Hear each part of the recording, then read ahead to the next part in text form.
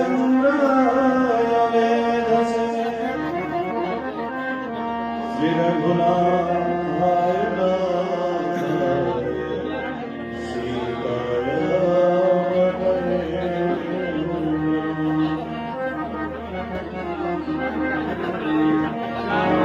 नमोस्तुते व्यासविशालबुद्धे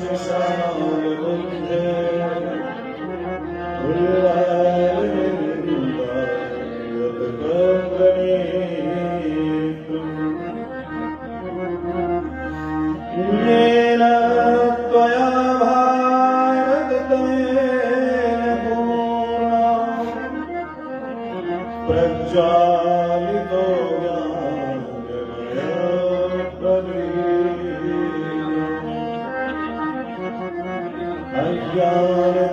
अज्ञानतिमिरान्धस्य ज्ञानाञ्जनश्लाकया चक्षुरुन्मीलितं येन तस्मै श्रीगुरवे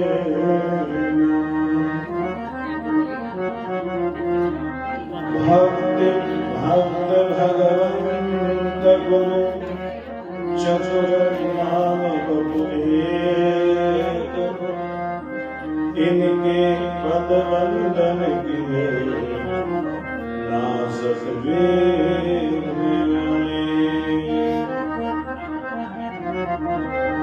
जय जय श्री राधा रमण जय जय नर किशोर जय गोपी चित चोर प्रभु जय जय माखन चोर प्रभु जय जय माखन चोर।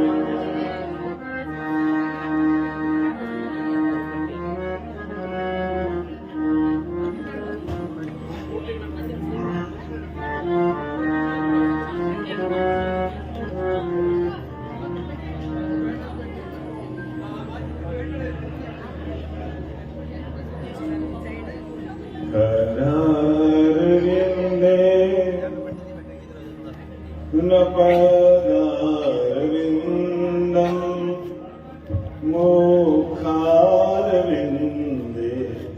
विनिवेशयन्तं करारविन्दे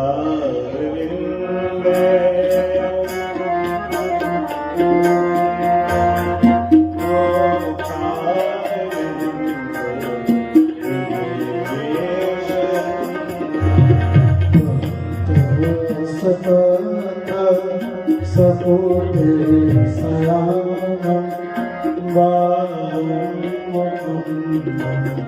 मनसा स्मरामि श्री कृष्ण गोविंद हरे मुरारे हे नाथ नारायण वासुदेव श्री कृष्ण गोविंद हरे मुरारे हे नाथ नारायण वासुदेव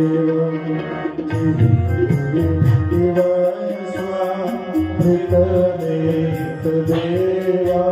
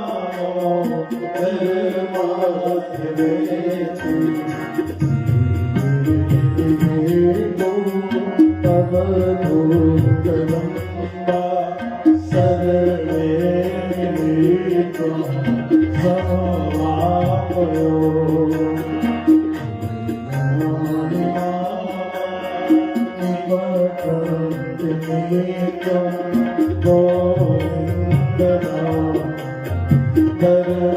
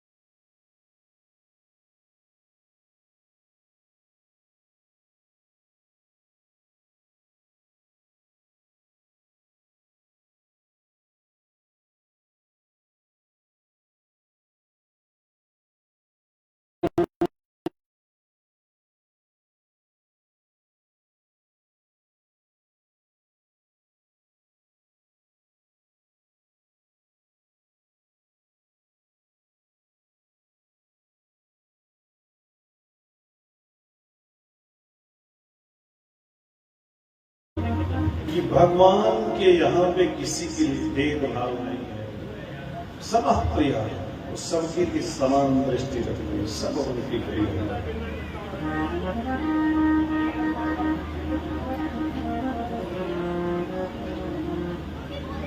भगवान के यहाँ ऊंच नीच, छोटा बड़ा, अमीर गरीब, इसका भेदभाव नहीं है।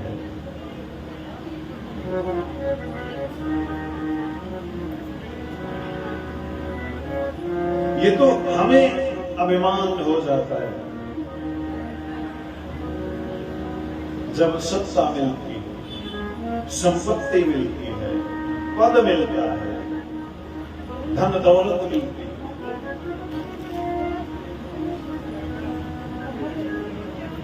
तो हमें अभिमान हो जाता है। और भक्त के जीवन में जब अभिमान आता है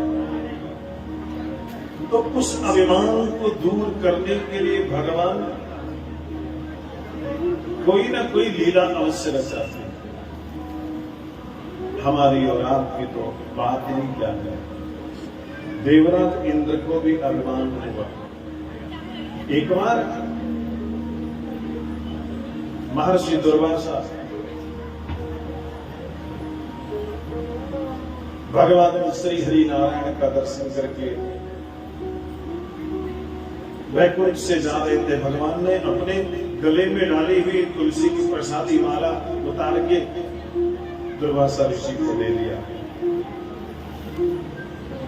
दुर्वासा जी जा रहे थे, रास्ते में इनकी मुलाकात हो गई देवराज इंद्र से, जो अपने ऐरावत हाथी के ऊपर बैठकर जा रहे थे।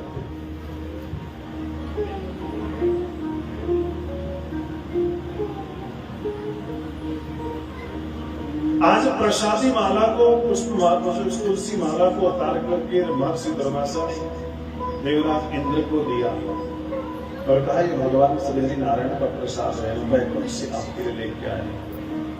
देवराज इंद्र ने उस प्रसाद में मिली हुई माला को हाथ में लेके अपने हाथी को पहना दिया।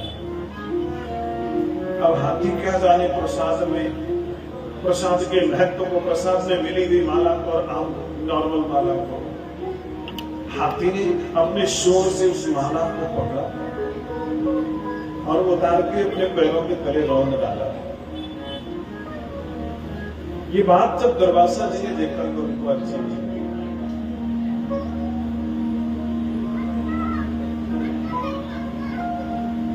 दुर्वासा जी ने कहा इसको अपने ऐश्वर्य का, पद का, धन का इतना अभिमान हो गया है, इसलिए महर्षि दुर्वासा ने श्राप दे दिया कि जो तुमको इतना धन का, अपने वैभव का, अपने ऐश्वर्य का, पद का इतना अभिमान है, मैं तुम्हें श्राप देता हूं कि तुम्हारे आंखों में जो ये घमंड है, जो अभिमान उतर आया है, उसमें दरिद्रता रूपी काजल लगे और तुम्हारा ये अभिमान बह जाए, तुम्हारा ऐश्वर्य नष्ट हो जाए।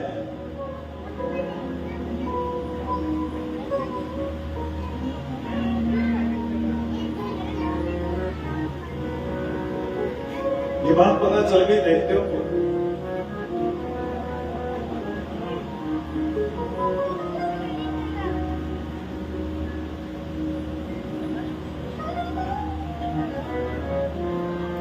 दैत्यों ने तुरंत ही देवताओं के ऊपर आक्रमण कर दिया। देवता पराजित हुए, दैत्यों की विजय हुई, स्वर्ग के ऊपर दैत्यों का शासन हुआ।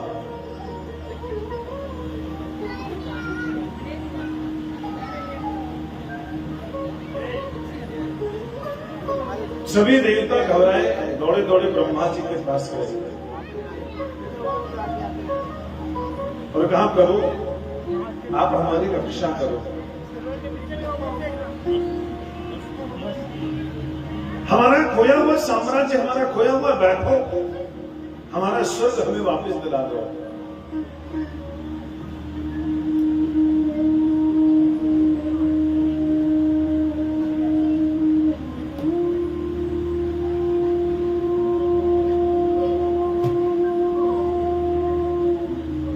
ब्रह्मा जी ने कहा देखो इस समय दैत्यों को जीत पाना तुम्हारे लिए मुश्किल है, क्योंकि दैत्य तुमसे ज्यादा पराक्रमी है।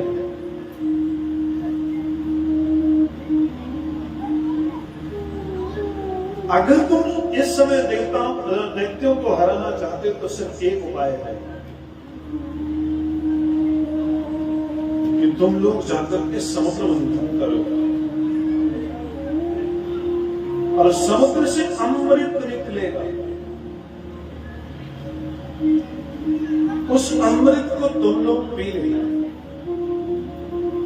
अमृत को पीने के कारण तुम अमर हो जाओगे, लेकिन ध्यान रखना दैत्यों को वो अमृत मत पीने देना। और जब तुम अमर हो जाओगे और दैत्यों पर आक्रमण करोगे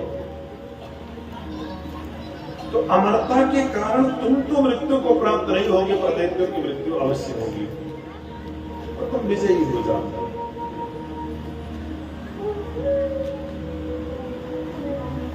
और कोई उपाय नहीं।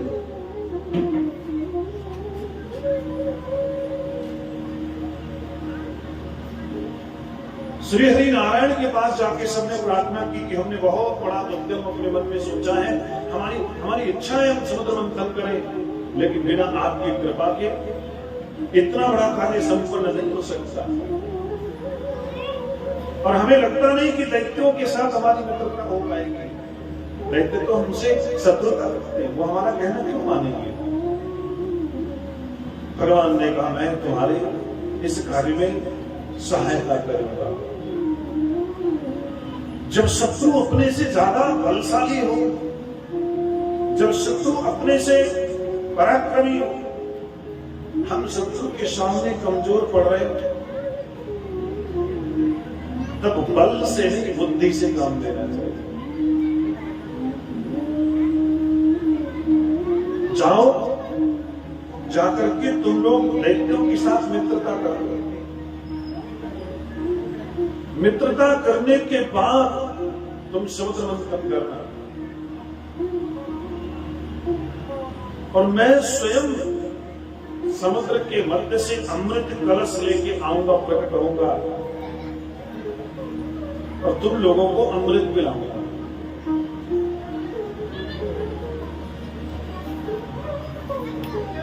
देवता लोग बड़े प्रसन्न हुए और पहुंच गए दैत्यों के पास समुद्र मंथन का प्रस्ताव लेकर के।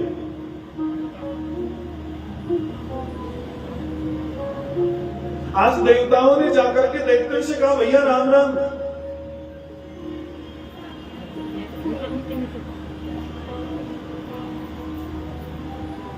दैत्य बहुत चुपके से रह गए, देखते रह गए कि जिन्होंने आज तक कभी हमसे सीधे मुंह बात नहीं की, जो हमेशा हमसे शत्रुता का व्यवहार रखते, आज ये हमसे राम राम क्यों बोल रहे, आज हमारे दरवाजे पे कैसे आ गए।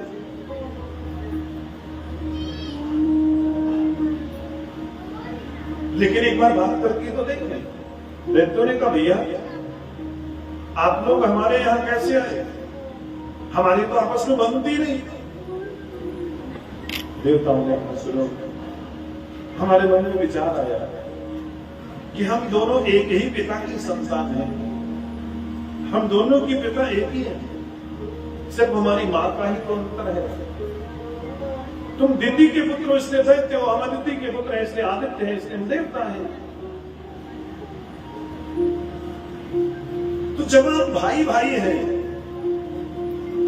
तो इस तरह भाइयों का आपस में लड़ना, एक दूसरे को मारना पीटना, ये अच्छा नहीं लगता, ये शोभा नहीं देता। क्यों ना हम कुछ ऐसा करें कि हम सभी लोग मिलके रहें, इकट्ठे रहें, बड़े प्रेम से रहें।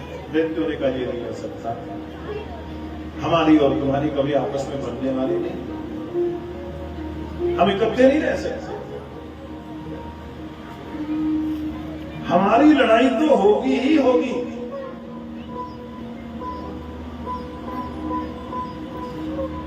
देवताओं ने कहा तो ठीक है, हम अगर लड़ाई को नहीं रोक सकते तो हम खूब लड़ाई करें, जितना लड़ सकते उतना लड़ें, लेकिन हम कुछ ऐसा करें कि हम लड़े तो बहुत लेकिन हम मरे ना। हंसते हुए देखते हुए ऐसा हो सकता है क्या? जब लड़ाई होगी, मारपीट होगी, तो एक आगे तो मरेंगे ही, वो चाहे तुम्हारे पक्ष के हो चाहे हमारे पक्ष के हो, मरना तो पड़ेगा। देवताओं ने कहा हमारे पास एक समाधान है। हमें पता चला है कि समुद्र में अमृत है,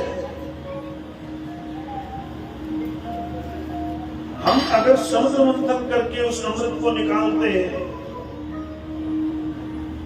और उसको पी लेते हैं तो हम मरेंगे नहीं। तो क्यों ना हम प्रयास करें कि समुद्र मंथन करें और समुद्र के मध्य से हम अमृत निकालें, पी लेंगे, फिर लड़ते रहेंगे, जितना मर्जी लड़ेंगे पर मरेंगे नहीं। देवताओं की बात सुनकर दैत्यों ने कहा सच में ऐसा कुछ? हाँ है ऐसा, हमारा इतना विश्वास करो, एक बार प्रयास करके तो देखो। आज दैत्यों ने देवताओं की बात मान ली, प्रस्ताव स्वीकार कर लिया और सब लोग चल पड़े अमृत की लालसा को लेकर के समुद्र मंथन करने के लिए।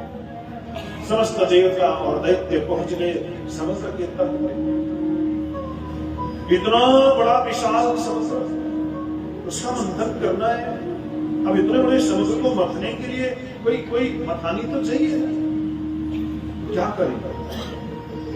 तो मंदराचल पर्वत को उखाड़ के ले आए और उसको समुद्र में डाला।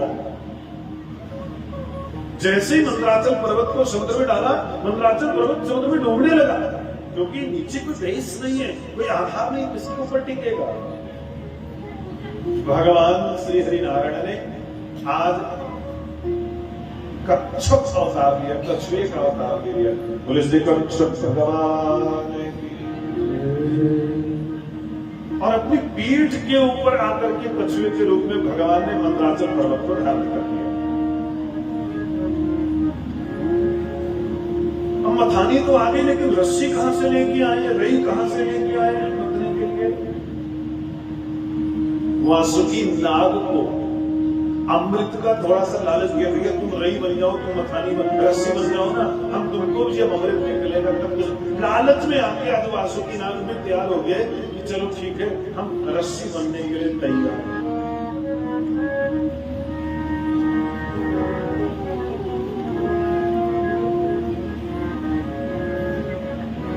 जब मंथन प्रारंभ करने लगे तो देवताओं ने सोचा कि हमको वासुकी नाग की पूंछ को पकड़ना चाहिए, क्योंकि जब समुद्र मंथन होगा ना और वासुकी नाग के शरीर में रगड़ लगेगी पर्वत की, मंदराचल पर्वत की, तो उससे उसका जो जहर होगा, जो विष होगा, वो बाहर निकलेगा तो हमारे ऊपर ही गिरेगा। इसलिए हमको पूंछ पकड़ना चाहिए। लेकिन ये जानते हैं कि दैत्यों की बुद्धि विपरीत दिशा में चलती, उल्टी दिशा में चलती। अगर इनको एकदम कह दिया ना कि हम तो पूंछ की तरफ लगेंगे, तो ये मानेंगे नहीं।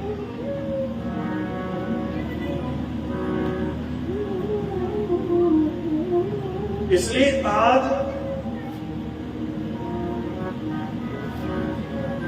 मार्केटिंग कर दी थोड़ी सी देवताओं ने। जैसे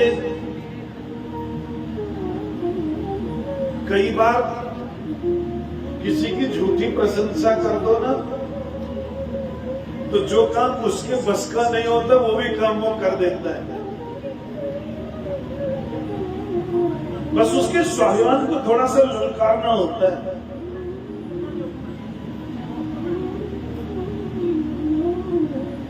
आज देवताओं ने कहा भैया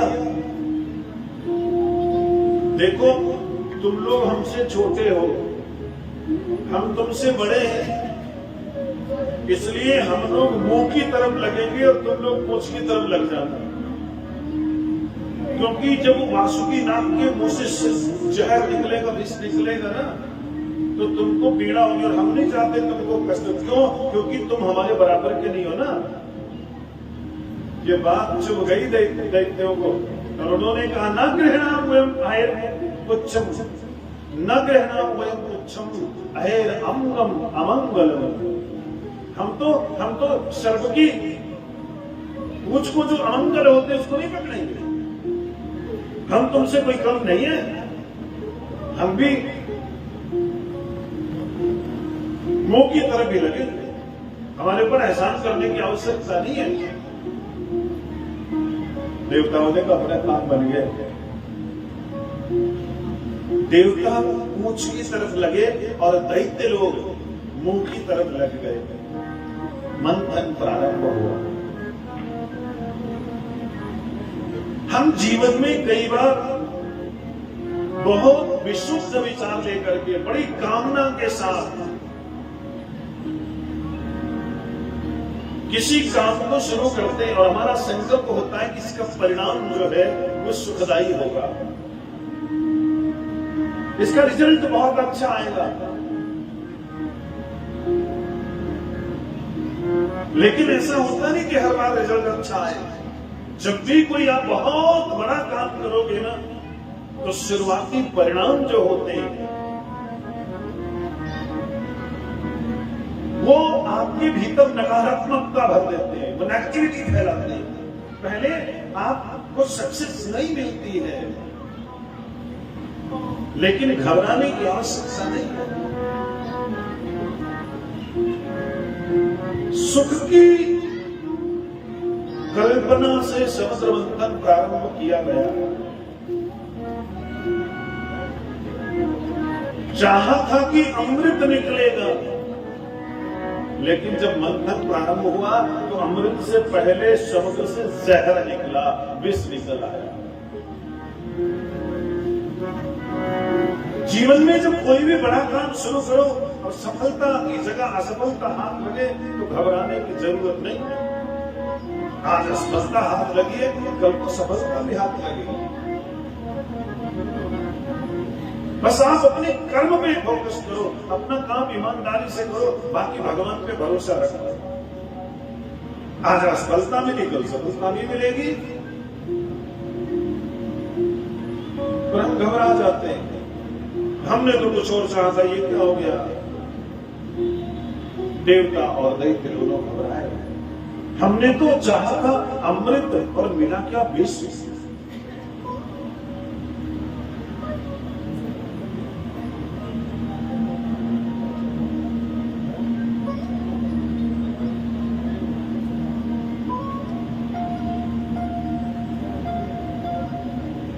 हाँ बढ़िया है, समुद्र मंथन से निकला है।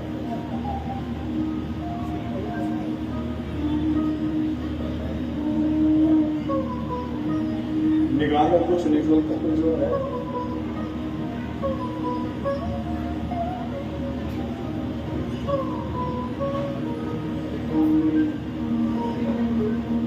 तेरी मर्जी का मैं हूँ गुलाम, मेरे अलबेरा मर्जी का।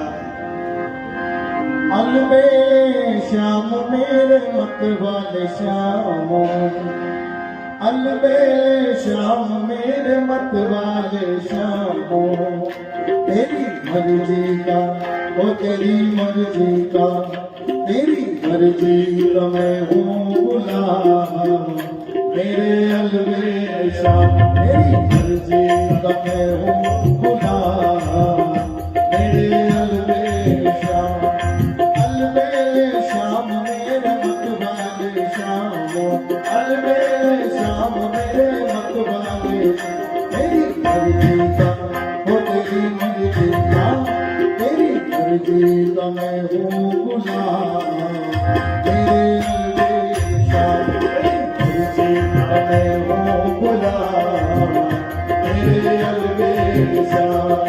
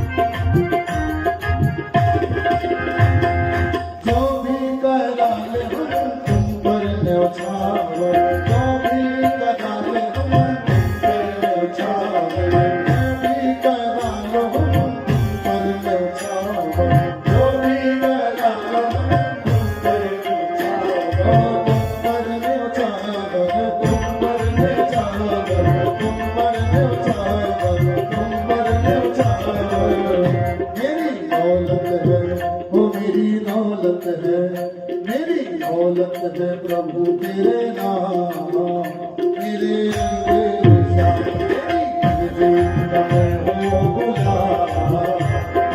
अलबेले श्याम, अलबेले श्याम मेरे मत वाले श्याम, अलबेले श्याम मेरे मत वाले श्याम, अलबेले श्याम मत वाले श्याम। तेरी मर्जी का मैं हूँ गुलाम,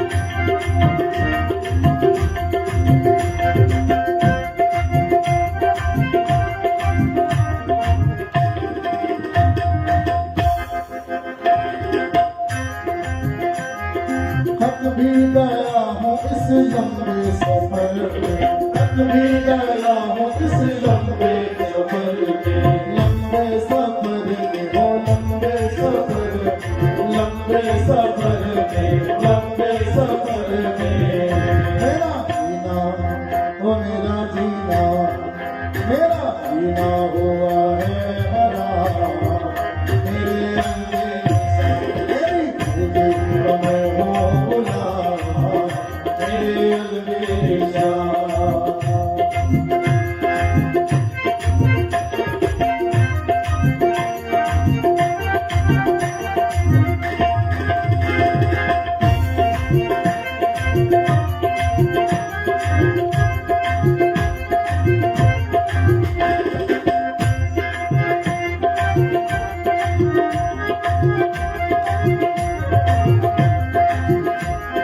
तेरी रजा में अब कर ली है राजी, तेरी रजा में अब कर ली है राजी, कर ली है राजी, कर ली है राजी, कर ली है राजी, कर ली है राजी। मुझे दे दो, ओ मुझे दे दो, मुझे दे दो सजाया इनाम, मेरे अलविदा। मुझे दे दो सजाया इनाम, मेरे अलविदा, मेरे अलविदा शाम, मेरे अलविदा, अलविदा शाम, मेरे अलविदा। तेरी मर्जी का मैं हूँ गुलाम, मेरे अलविदा, तेरी का मैं हूँ गुलाम, मेरे अलविदा, तेरी का मैं हूँ गुलाम, मेरे अलविदा, मेरे अलविदा, मेरे अलविदा, ओ मेरे अलविदा, मेरे अलविदा।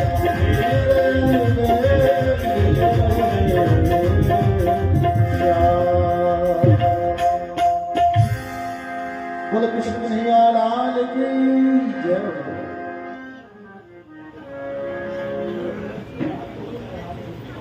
आज इच्छा थी कि समुद्र से अमृत निकलेगा, लेकिन निकला जहर, विष निकला, कालकूट नाम का विष निकला, और उस विष ने समस्त संसार को जलाकर नष्ट कर देना था। ऐसा लगा कि अब सब कुछ नष्ट हो जाएगा। अब तो सब लोग घबराए, कहां जाएं, किसकी शरण में, कहां हम अमर होने के लिए आए थे, और कहां प्राणों पे बन आई। जितनी उम्र परमात्मा ने जितनी आयु दिया था, अब तो वो भी गंवा के अब जाने वाले, प्राण पक्षी उड़ने वाले, अब तो भस्म हो जाएंगे। कैसे बचे, कौन बचे?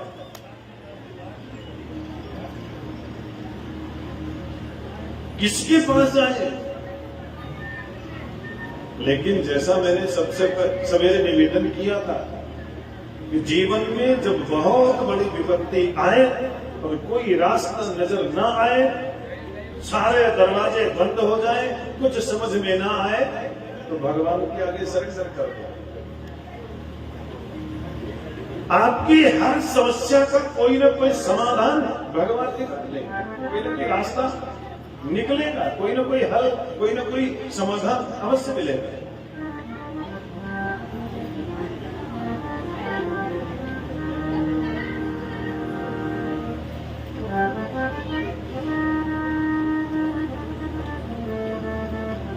सब लोग दौड़े दौड़े ब्रह्मा जी के पास गए, प्रभु बचाओ, अब हम कैसे बचेंगे? ब्रह्मा जी ने कहा एक ही समाधान है कि हम सब मिलके आशुतोष, अवधरदानी, देवादिदेव भगवान भोलेनाथ की सदन चलता। इस संकट से हमें वही निकाल सकते, वही बचा सकते, कोई बचा नहीं सकता।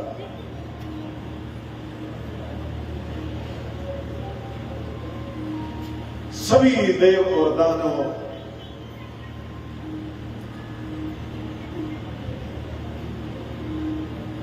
सब लोग मिलके पहुंचे कैलाश पर्वत पे और भगवान भोलेनाथ के चरणों में सबने अपना माथा रख दिया। सबने प्रार्थना की भगवान भोलेनाथ की।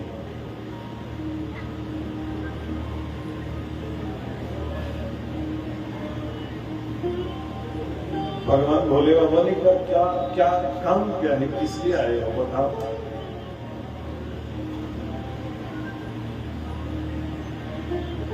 देवता लोग संकोच के मारे बता नहीं पा रहे, कैसे कहें कि हम तो इसलिए आए हैं कि आप हमारे हिस्से का जहर पी लो।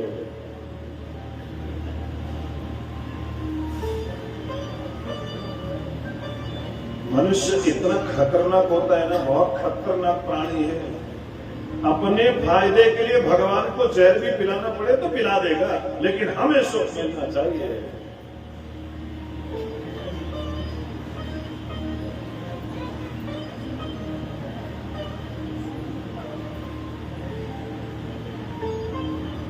कैसे कहें? तो प्रार्थना के प्रभु कुछ ऐसा करो कि ये कालकूट विष जो हमको जला देना चाहता है, इससे हमारी रक्षा करो, इसको नष्ट करो।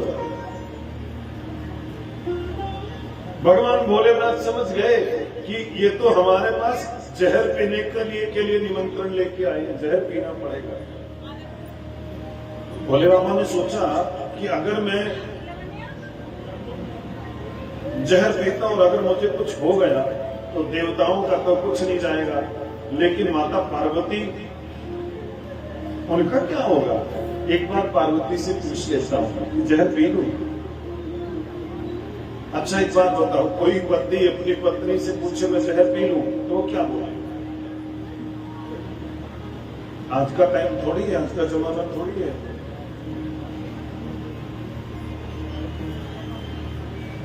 माता पार्वती ने कहा प्रभु क्या हुआ, आप बोलो, क्या कहना चाहते हो? भगवान भोलेनाथ ने कहा पार्वती, ये सभी देवता हमारी शरण में आए हैं, इनके प्राण संकट में है। हमारा दायित्व है कि हम इनके प्राणों की रक्षा करें, लेकिन उसके लिए मुझे जहर पीना पड़ेगा, मुझे विष पीना पड़ेगा। तुम बताओ, अगर मैं जहर पीता हूं तो मैं मर जाता हूं, और जहर नहीं पीता हूं तो ये मर जाते, बताओ मुझे क्या करना चाहिए? माता पार्वती जानती भगवान भोलेनाथ के प्रभाव को। माता पार्वती ने कहा प्रभु आप वो करो कि जिसमें देवताओं का भी और जगत का भी कल्याण हो और मेरा सुहाग भी सुरक्षित रहे, मैं तो इतना जानती हूं बस। भोले बाबा समझ गए और ततः कर्तरी कृत्य भगवान भोलेनाथ ने आज हाथ की अंजलि बनाई और अंजलि बना के जितना भी जहर था, जितना भी विष था, उस सारे विष को भगवान भोलेनाथ ने पीना शुरू कर दिया। सब पी लिया। टनों के हिसाब से जो विष था उसको भोले बाबा पी गए। पीने के बाद मन में विचार आया, मैंने विष पी तो पिया, लेकिन ये विष जब मेरे भीतर जाएगा, मेरे कंठ के नीचे जाएगा, तो मेरे हृदय में तो मेरे प्रभु राम का वास है। ये जहर ये उनको पीड़ा देगा, ये उनको कष्ट पहुंचाएगा, इसलिए मैं ये जहर, ये विष अपने गले के नीचे नहीं जाने दूंगा। राम कहते भगवान शंकर ने अपना मुंह खोला था और मां कहते अपने गले को अवरुद्ध कर दिया, उस विष को, जहर को अपने गले से नीचे नहीं जाने दिया। विष के प्रभाव से भोलेनाथ का गला जो है वो नीला पड़ गया। आप जानते भोले बाबा का स्वरूप कैसा है, बोलना कैसे लगते, कैसे दिखते, कैसा वर्ण है, कैसा रंग है, जानते हो?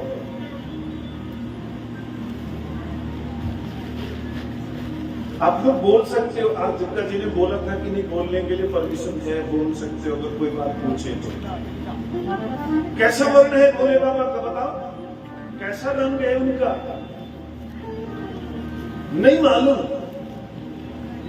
हम लोग रोज आरती के बाद कर्पूर गौरम करुणावतारम संसार सारम भुजगेंद्र हारम कहते, बोलते कि नहीं बोलते? कपूर कैसा होता है बताओ, कैसा होता है? कपूर की तरह गोरे चिट्टे हैं हमारे भोले बाबा।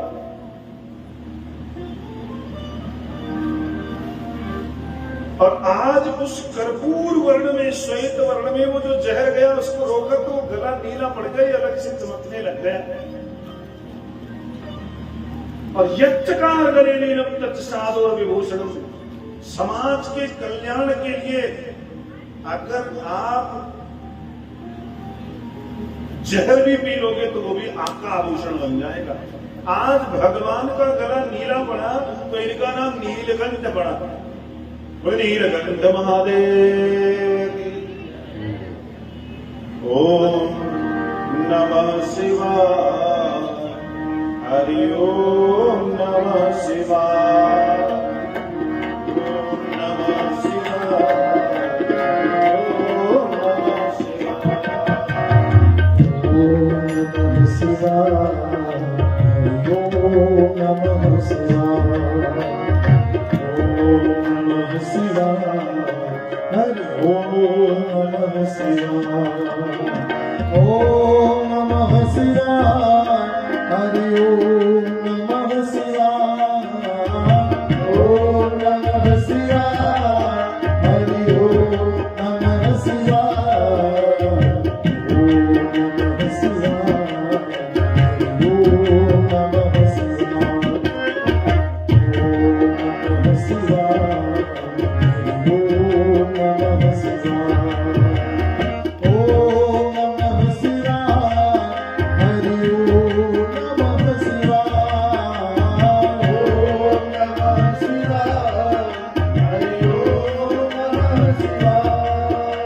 ओम नमः शिवाय, हरि ओम नमः शिवाय, ओम नमः शिवाय, हरि ओम नमः शिवाय,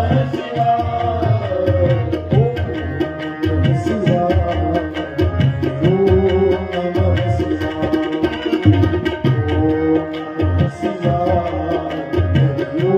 नमः शिवाय, ओम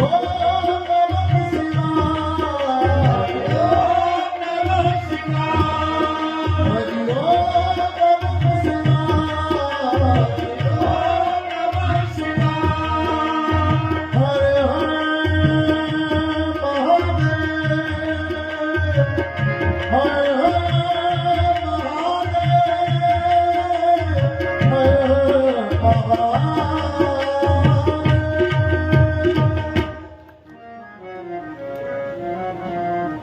बोले श्री शंकर भगवान की। आज जगत का कल्याण करने के लिए भगवान ने विष पान किया, पुनः समुद्र मंथन प्रारंभ किया। ऐरावत नाम का हाथी निकला, देवराज इंद्र को दिया। उच्चैःश्रवा नाम का घोड़ा निकला, दैत्यों के राजा बलि को दिया। कामधेनु नाम की गौ निकली, स्वर्ग में भेज दिया। वारुणी नाम की मदिरा निकली, दैत्यों को दे दिया। रंभा नाम की अप्सरा निकली, देवताओं को दे दिया।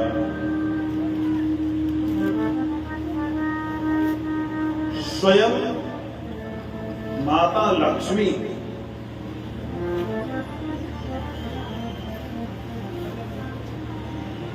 समुद्र के मध्य से प्रकट हुई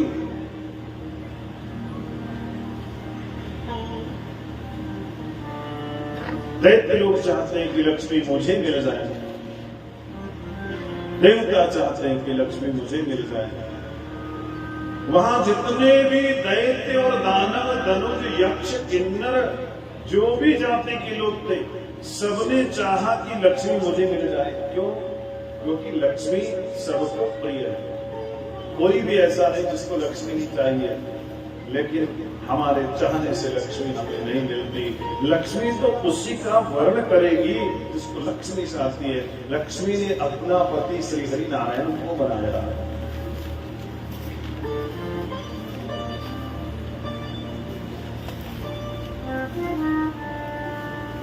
चंद्रमा प्रकट हुए, 14 प्रकार के रत्न निकले और अंत में भगवान धन्वंतरी, भगवान श्री हरि नारायण धन्वंतरी के रूप में, बोले धन्वंतरी भगवान की, अमृत का कलश लेकर के प्रकट हुए।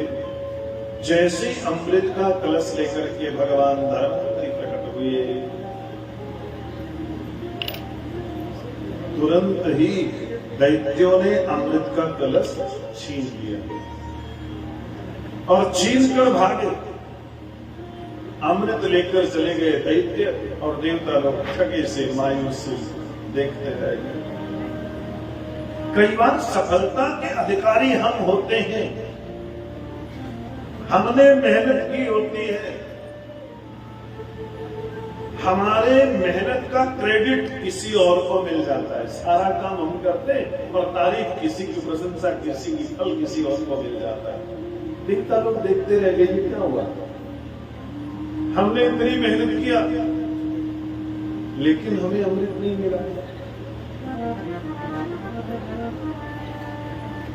भगवान से प्रार्थना की, प्रभु आप ही रक्षा करो। भगवान ने कहा चिंता मत करो। जिस समाज में, जिस राष्ट्र में, जिस देश में, जिस परंपरा में, जिस परिवार में एकता नहीं है ना, वो ज्यादा देर टिक नहीं सकते। उनका विनाश निश्चित है। अगर आपके परिवार में, आपके समाज में, आपके बीच में यूनिटी नहीं है, एकता नहीं है, सामंजस्य नहीं है, एक दूसरे की रिस्पेक्ट और सम्मान नहीं है, सिर्फ स्वार्थी बन के अपना फायदा, अपने लिए सब कुछ करना चाहते हो, तो समझ लेना कि विनाश निश्चित है, ज्यादा देर चलने वाला। भगवान ने कहा चिंता क्यों करते हो? वो अमृत लेकर चले तो गए लेकिन पी नहीं पाएंगे। क्यों? क्योंकि उनके बीच में लड़ाई हो जाएगी। वो ऊपर ऊपर से सबसे संबंध निभा रहे हैं, अंदर से सब एक दूसरे से जलते हैं।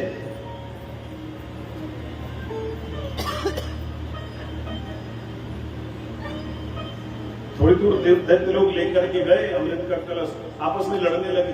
पहले मैं पीऊंगा, पहले मैं पीऊंगा, पहले मैं पीऊंगा। अहम पूर्वम नातो विधि प्रभु, पहले मैं पीऊंगा। इतने में भगवान मोहिनी का रूप धारण करके सुंदर सर्वांग सुंदरी नौ यौवना कन्या बन के भगवान प्रकट हुए और अपनी मधुर मुस्कान के द्वारा दैत्यों को मोहित कर डाला।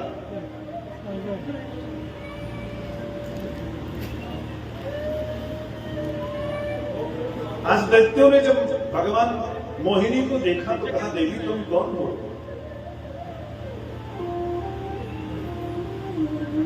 आपका परिचय क्या है? मोहिनी ने कहा, मेरा परिचय मत पूछो, आप लोग अपना परिचय बताओ, आप लोग कौन हो, यहाँ कैसे आए? सारी बात बता दें कि हमने अमृत की प्राप्ति के लिए सूत्र मंथन किया था और वो अमृत निकला है, हम लोगों में आपस में ठीक से बनने नहीं है और हमें एक दूसरे पे भरोसा नहीं है। तो एक काम करो, हम अपने ऊपर भले भरोसा नहीं करें पर तुम पे बहुत भरोसा करते हैं, इसलिए क्यों ना तुम भी हम लोगों में बराबर बराबर अमृत बांट दो।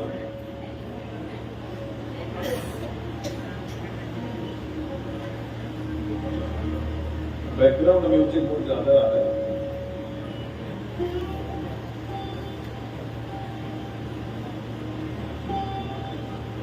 और पर्दे को पीछे वाले की बात है।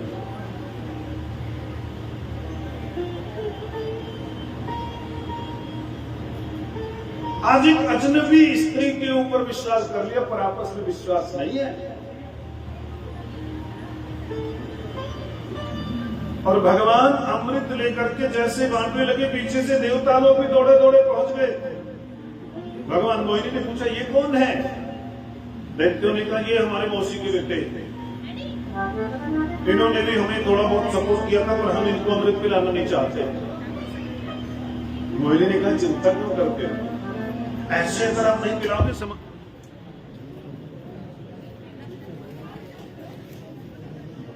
थोड़ा शोर मचा रहा है पीछे।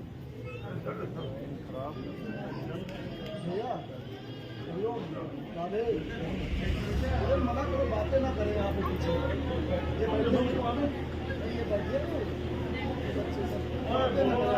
ये कमरे में भी बोल दीजिए।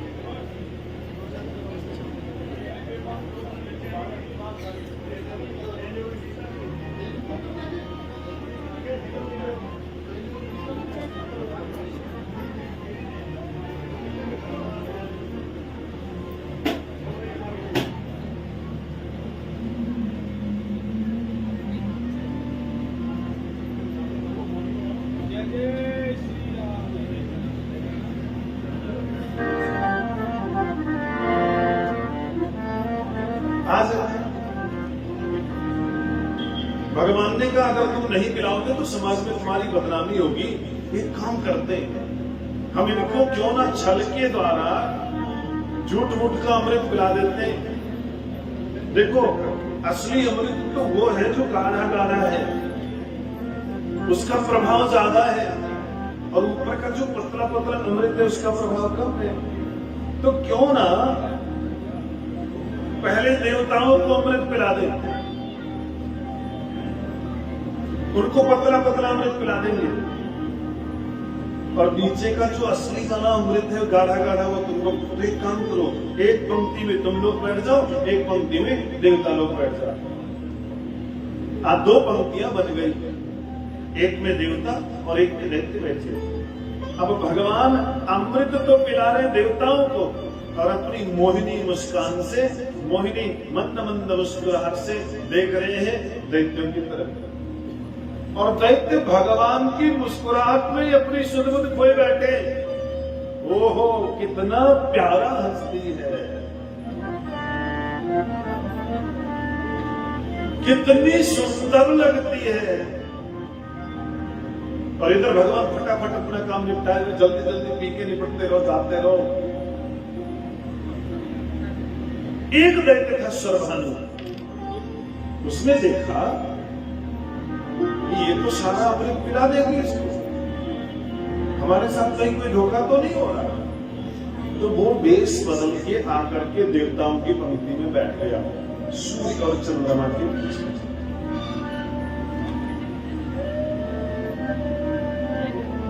अब भगवान तो देख रहे थे दैत्यों की तरफ, तो भगवान ने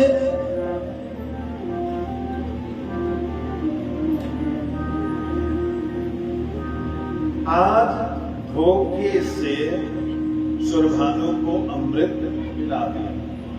जैसे अमृत पिलाया, सूर्य और चंद्रमा ने इशारा किया, प्रभु ये क्या किया? ये तो सुरभानु दैत्य था, इसने गलती से धोखे से आपसे छल करके अमृत पी लिया है। तो भगवान को पता चला, और भगवान ने अपने सुदर्शन चक्र के द्वारा उसकी गर्दन काट, गर्दन तो काटी, लेकिन तब तक अमृत धड़ के नीचे जा चुका था। वही सुरभानु दो रूपों में विभाजित हो गया।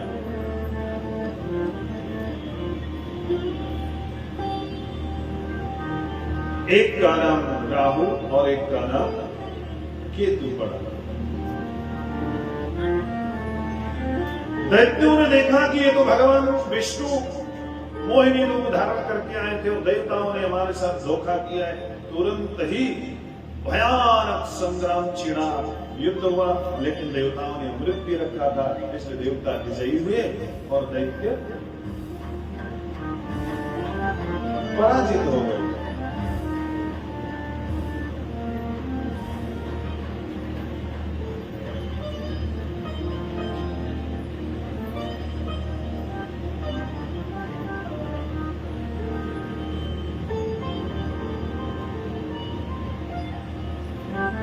माता दिति को जब ये बात पता चली तो माता दिति को बड़ी चिंता हुई और उन्होंने महर्षि कश्यप से कहा कि आप कोई ऐसा उपाय बताओ कि मेरे पुत्र दैत्य फिर से सिंहासन पर विराजमान हो, उनको फिर से स्वर्ग का साम्राज्य मिले।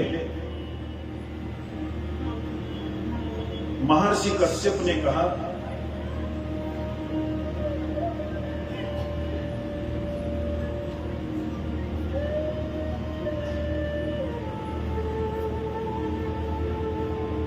देवी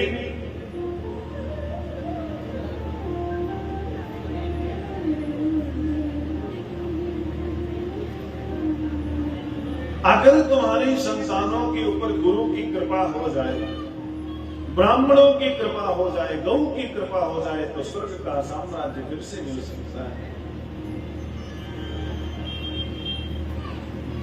आज दैत्यों के गुरु शुक्राचार्य ने एक दिव्य यज्ञ किया, उस यज्ञ के माध्यम से एक रथ निकला, उस रथ के ऊपर आरूढ़ होकर के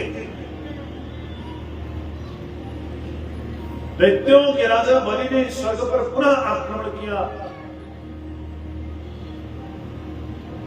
दैत्य विजयी हुए, स्वर्ग के राजा त्रिलोकी के सम्राट बने। राजा बलि और दैत्य देवता पुनः पराजित हुए। भगवान के पास गए, प्रभु बचाओ। भगवान ने कहा तुम लोगों को कोई काम तो है नहीं, जरा जरा सी बात पे, थोड़ी थोड़ी बात पे तुम लोग लड़ाई कर लेते हो और फिर हार जाते हो, फिर रोते रोते हमारे पास आ जाते हो। अभी हम तुम्हारा कुछ नहीं कर सकते। क्यों? क्योंकि जिसके जीवन में गुरु की कृपा हो, गौ की कृपा हो, संत की कृपा हो, ब्राह्मण की कृपा हो, उसको तो मैं भी नहीं हरा सकता।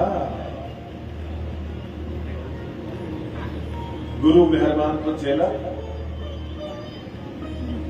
इसलिए अभी तो ऐसी जंगलों की खाक छानते रहो। देवताओं की मां अदिति को बड़ी चिंता हुई और कहा प्रभु आज मेरे पुत्र जंगलों की खाक छान रहे, आप ही कोई हल बताओ। महर्षि कश्यप ने आज माता अदिति से कहा कि तुम पयोव्रत करो और उस पयोव्रत के प्रभाव से तुम्हारे यहाँ भगवान का जन्म होगा, पुत्र के रूप में आएंगे और वही तुम्हारे कष्टों को दूर कर सकते। माता अदिति ने पयोव्रत किया। पयोव्रत के प्रभाव से भगवान श्री हरि नारायण माता अदिति के यहाँ पुत्र के रूप में वामन के रूप में प्रकट हुए। बोले वामन भगवान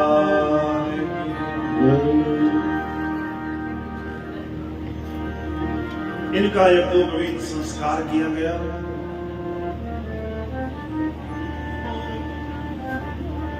स्वयं माता सती ने इनको भिक्षा पात्र दिया। यज्ञोपवीत के समय विधान है कि आचार्य जब गुरुमंत्र, जब गायत्री की दीक्षा देते तो वो कहते कि जाओ कुछ मांग के लेके आओ और जो मिलेगा वो मुझे समर्पित कर देना। देव गुरु बृहस्पति ने कहा जाओ भिक्षा मांग के लेके आओ। भिक्षा मांगने से जो कुछ मिला भगवान वामन ने देवगुरु बृहस्पति को समर्पित कर दिया। देवगुरु बृहस्पति ने कहा इतने में हमारी संतुष्टि नहीं होती, मुझे तुमसे कुछ और चाहिए, मेरी अभिलाषा कुछ और है। भगवान वामन ने कहा आज्ञा करो, आपको क्या चाहिए गुरुदेव? उन्होंने कहा मुझे त्रिलोकी का राज्य चाहिए। त्रिलोकी का राज्य वो कैसे लाके दूं?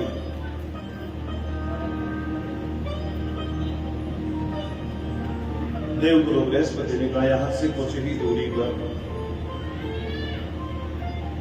उत्तर दिशा से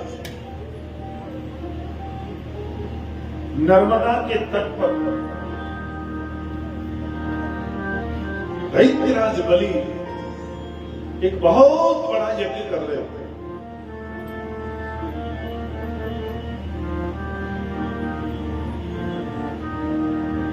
और उनका नियम है कि जो भी उनके यज्ञ में जाता है वो खाली हाथ किसी को आने नहीं देते। कोई कुछ भी मांगता है वो सब कुछ दे देते हैं। तो आप उनके यहां जाओ, वही त्रिलोकी के राजा है इस समय, उनसे त्रिलोकी का राज्य मांग कर लाके मुझे दान में भेंट कर दो।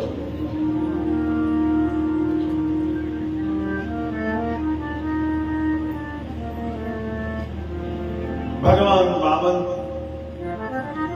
आज चल पड़े दैत्यराज बलि के यज्ञ में सम्मिलित होने के लिए।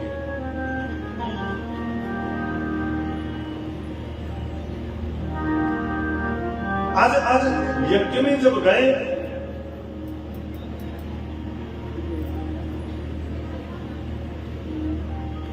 भगवान वामन के तेज को देख करके, भगवान वामन के स्वरूप को देख करके सब लोग उठकर खड़े हो गए। आज से पहले ऐसा अद्भुत, ऐसा विलक्षण, ऐसा दिव्य बालक हमने कभी नहीं देखा। ये कौन बटुक है, कौन ब्रह्मचारी है, कहां से आए? सबके मन में कौतूहल सा हुआ। देखिए तो सही, राजा बलि ने खड़े होकर के स्वागत किया।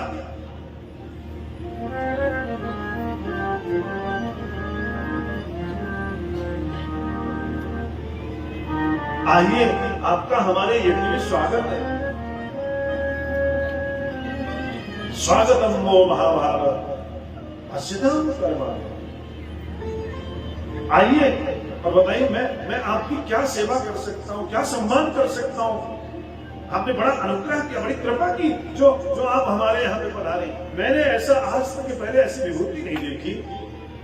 जरूर मेरे कई जन्मों के किसी पूर्व जन्म के पुण्यों का फल उदय हुआ होगा, तो ऐसा ब्राह्मण, ऐसा व्यक्तित्व, ऐसा ब्रह्मचारी, ऐसा बटुक आज हमारे यहाँ आया है।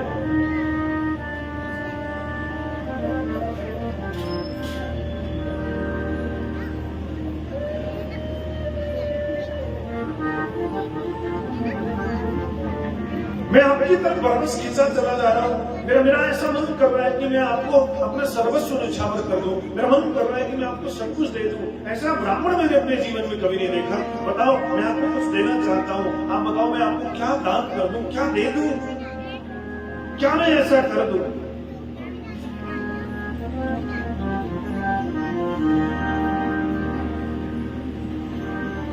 एक बार कुछ बोल के तो देखो, मैं आपको कुछ देना चाहता हूं।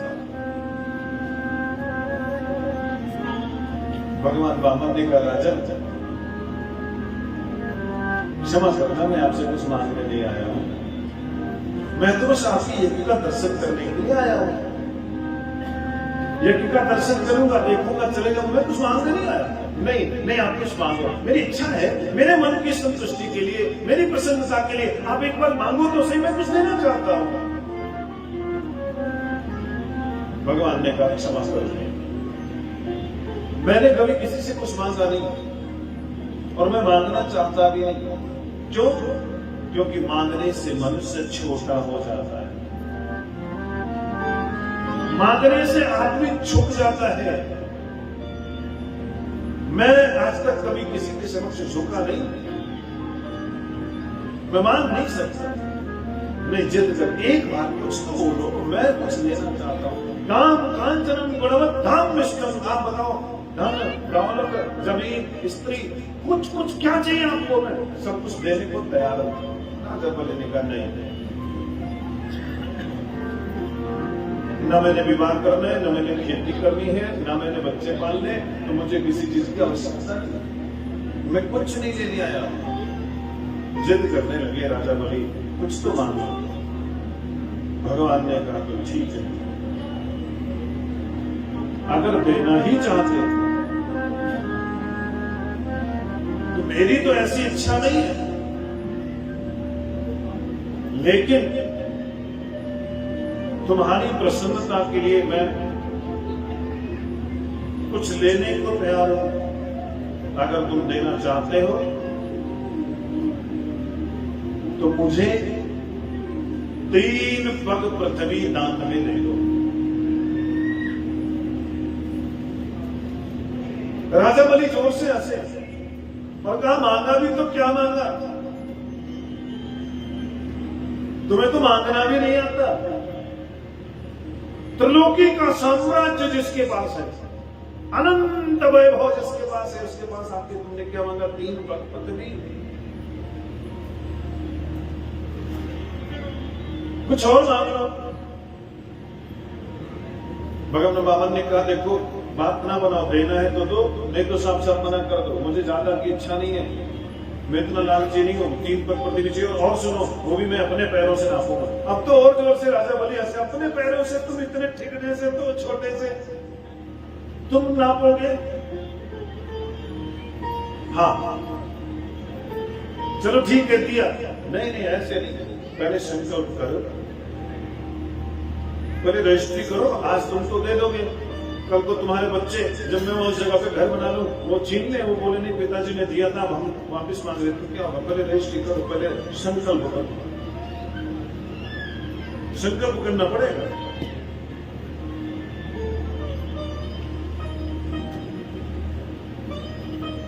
भगवान ने कहा, राजा बलि ने कहा ठीक है, मैं संकल्प करने को तैयार हूं। और जैसे हाथ में जल लेकर संकल्प करने को तैयार हुए, गुरु शुक्राचार्य ने रोक दिया, क्योंकि शुक्राचार्य को शंका हुई। ऐसे पहले, इससे पहले कोई ऐसा बालक मैंने देखा नहीं था, ये कौन है?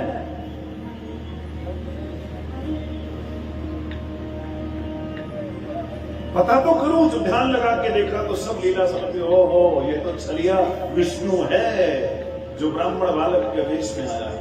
तुरंत रोका, बलि इसको बिल्कुल भी दान मत दो। आइस वयोज में साक्षात भगवान विष्णु अव्यया, ये कोई और नहीं, तुम्हारा परम शत्रु विष्णु है, वेश बदल के तुम्हारे सामने मांगने का नाटक कर रहा है। इसको 3 पग पृथ्वी दान में मत देना, ये 2 पग में पूरे ब्रह्मांड को नाप लेगा, तीसरा पैर रखने की जगह नहीं बचेगी, तुम फंस जाओगे, तुम्हारा सब कुछ चला जाएगा, तुम बर्बाद हो जाओगे। इसलिए मुकर जाओ, अभी भी वक्त है, इसको प्रतिज्ञा मत कर लेना, संकल्प मत करना।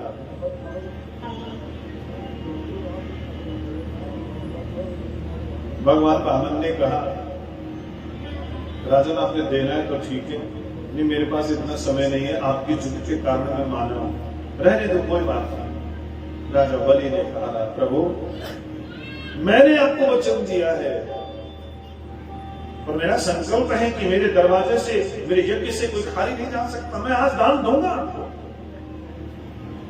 हमने गुरु से कहा, शुक्राचार्य से, गुरुदेव मैंने संकल्प ले रखा है और मैंने इनको वचन दिया है कि जो मांगेंगे वो दूंगा। मेरा संकल्प आज झूठा हो जाएगा, मेरी बात झूठी हो जाएगी, मैं अपने वादे को तो निभाऊंगा, मैं वादा नहीं तोड़ सकता, मैं अपनी प्रतिज्ञा भंग नहीं कर सकता, मैं तो दूंगा, नहीं तो मुझे झूठ बोलने का पाप लगेगा, मुझे नरक में जाना पड़ेगा।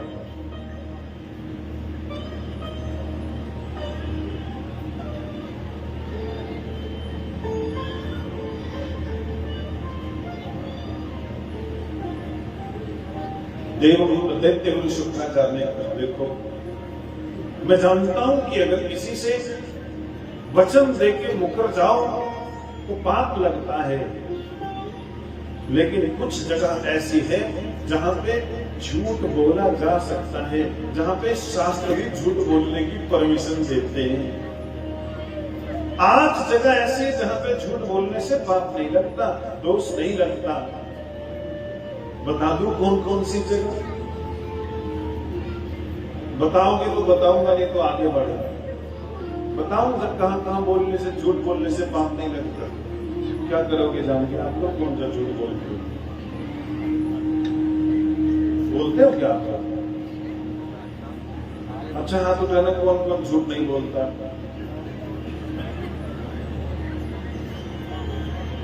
अब बताओ, धीरज भाई देखो कितने लोग झूठ नहीं बोलते। आप तो जानता हो, मैं कैसे मान लूं? क्या पता कोई हाथ उठा दे, मैं तो बिल्कुल नहीं उठाता। ठीक है, आप लोग देख लो अपने अपने।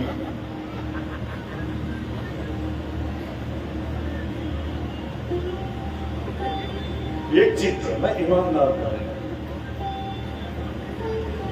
आपकी ईमानदारी के लिए क्लैपिंग बनती है। झूठ नहीं बोला आपने। बात भी कहें कि आप लोगों ने झूठ नहीं बोला, कि आप लोग झूठ बोलते हो। हाँ, झूठ नहीं बोल सकते थे अभी, पर ये झूठ नहीं बोला कि ये लोग झूठ बोलते।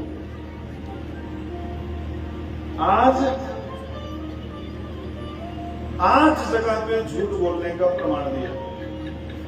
स्त्रीषु नर्म विवाहित वृत्तिर्ते प्राण संकटे गो ब्राह्मणार्थे हिंसायाम नानुपचितम।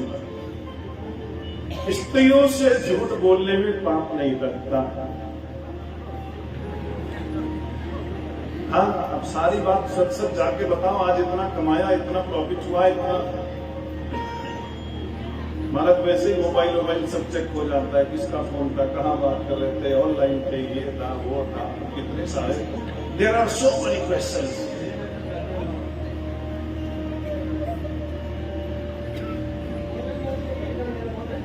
अब घर को अगर सही से चलाना है तो थोड़ा बहुत अगर झूठ बोलते हो परिवार को बचाने के लिए, जिस दिन बिल्कुल सच बोलने लगे ना, फिर समझो मामला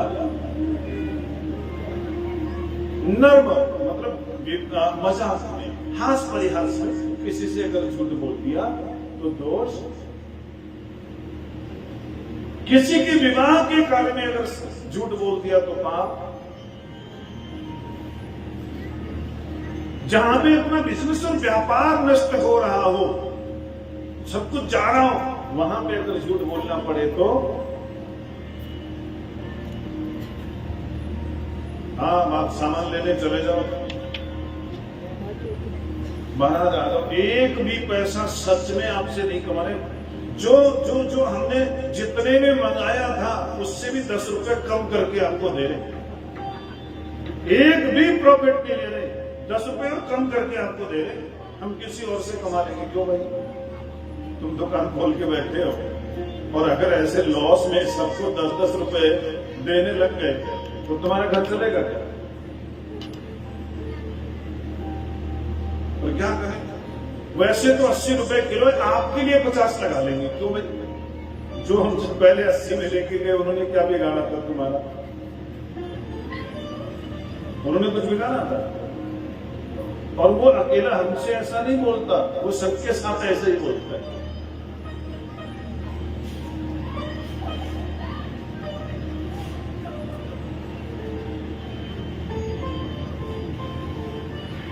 जहां प्राण संकट में हो वहां पे झूठ बोलने में कोई दोष। जहां गौ की हत्या हो रही हो, जहां ब्राह्मण की हत्या हो रही हो, वहां पे झूठ बोलने से दोष। तो यहां तुम्हारे प्राण संकट में है, तुम्हारा सर्वस्व जा रहा है, तुम्हारा जीवन बर्बाद होने वाला, झूठ बोल सकते हो। राजा बलि ने कहा मेरा सब कुछ चले जाए लेकिन मैं मुकरने वाला नहीं हूं। हाथ में चल दिया, संकल्प किया।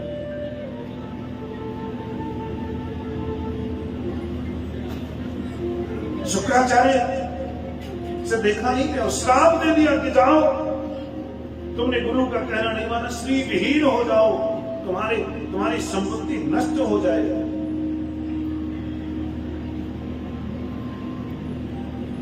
संकल्प किया और दान कर दिया 3 पग पृथ्वी का संकल्प लेकर के। भगवान से कहा आप नाप लो। देखते ही देखते भगवान ने विराट रूप धारण कर लिया। एक पग में भगवान श्री वामन ने पृथ्वी के नीचे के 7 लोग, भू भुव स्व मह जल तप अतल वितल सुतल तलातल रसातल महातल और पाताल, 7 लोग पृथ्वी के नीचे के नाम लिए और 7 लोग पृथ्वी के ऊपर के भू भुव स्व मह जन तप और सत्य। पूरे त्रिलोकी को, पूरे ब्रह्मांड को भगवान ने अपने चरणों से नाप लिया। राजा बलि से कहा प्रभु आप अपना वचन पूरा नहीं कर सके। आपने 3 पग पृथ्वी दान देने के लिए कहा था, मैंने तो 2 पग में ही संपूर्ण ब्रह्मांड को नाप दिया, तीसरा पग कहां रख दूं? राजा बलि चाहते तो कह सकते थे, प्रभु जब संकल्प हुआ था तब ये बात हुई थी कि आप अपने पैरों से नापो, तो आप छोटे बालक बन के आए थे, लेकिन हम अपने विराट को ध्यान दें। लेकिन कोई बात नहीं,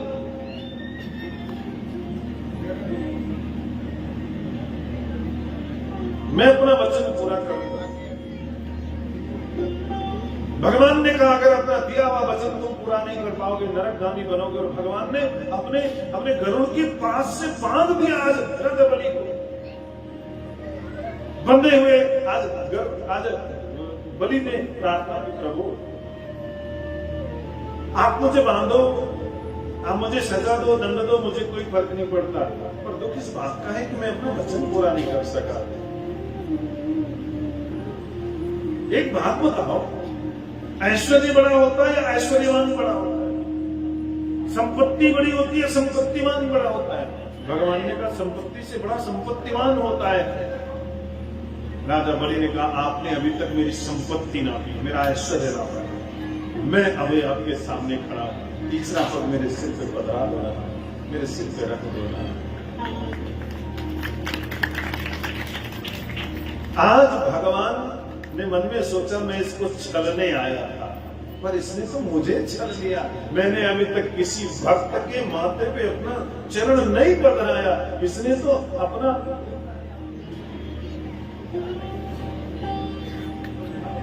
इसने तो मुझे ठग लिया। और भगवान ने तीसरा पग राजा बलि के सिर के ऊपर रख दिया, गर्भपात से मुक्त किया। और भगवान ने जानते क्या कहा? भगवान ने कहा, राजन मांगो, मेरे से क्या मांगना चाहते हो?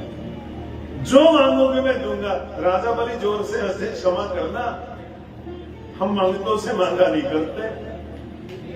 अभी 1 सेकंड पहले तो आप भिखारी बनके मेरे दरवाजे पे खड़े थे, हमसे ही सब कुछ लिया, आप हमसे कह रहे हो मांगो क्या चाहिए? हम आपसे नहीं मांगने वाले। भगवान ने कहा, नहीं ऐसे बेइज्जती हो रही मेरी, कुछ तो मांग लो। राजा बलि ने कहा, ठीक है, काम करो, अगर सच में मुझे कुछ देना चाहते हो ना, तो मैं एक ही वरदान मांगता हूं कि मैं अपने घर के बाहर जब भी निकलूं, चाहे वो रात है दिन है, 24 घंटे में जब भी अपने घर से बाहर निकलूं, तो मुझे मेरे दरवाजे पे सबसे पहला दर्शन आपका होना चाहिए।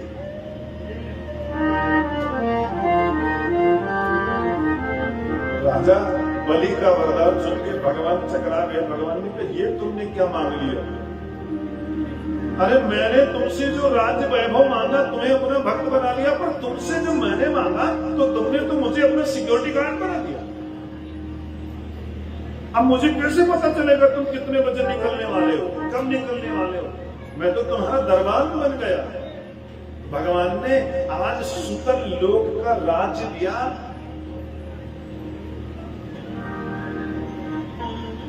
राजा बलि को, और कहा तुम इंद्र बनना चाहते थे ना, अभी तुम सुतल लोक के राजा बनो, अगले मनवंतर में तुम इंद्र बनोगे। इंद्र एक पत्नी का नाम है। अभी जो इंद्र है ना, उनका नाम है पुरंदर। अगले मनवंतर में इनके बाद जो इंद्र बनेंगे वो राजा बलि बनेंगे।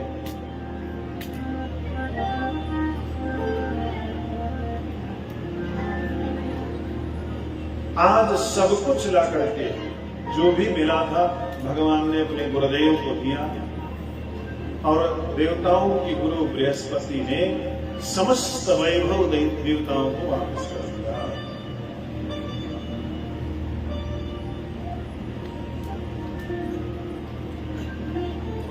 आगे की प्रसंग में सूर्यवंश का वर्णन है,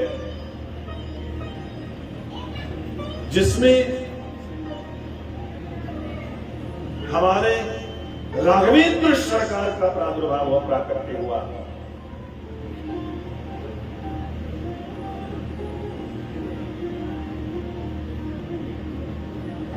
राजा परीक्षित ने जब सूर्य वंश के वर्णन के बारे में पूछा तो सुखदेव जी ने कहा, राजन, श्री हरि नारायण के नाभि कमल से प्रकट हुए